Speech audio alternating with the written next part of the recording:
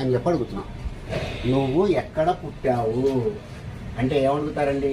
Wear were you born, where were you born అని చెప్పి అడుగుతాం.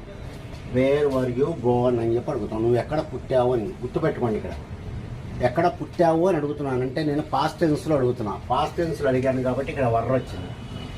Subject you. యూకి మీరు ఆర్ అన్న రాయొచ్చు, వర్ర అన్న రాయొచ్చు. కానీ ఇక్కడ మనం ఏమి రాసాం? వర్ర రాసాం. ఎందుకని అంటే అది పాస్ట్ టెన్స్ కాబట్టి. ఎందుకంటే అది మనకి పాస్ట్ టెన్స్ కాబట్టి అని చెప్పి నేను అర్థం చేసుకోవాలి. వేర్ ఆర్ యూ బోర్న్ అని చెప్పి అనకూడదు. వేర్ ఆర్ యూ బోర్న్ అంటే ఏంటి? నువ్వు ఇప్పుడు ఎక్కడ పుట్టావు అని. ఇప్పుడు పుట్టడం కాదు కదా.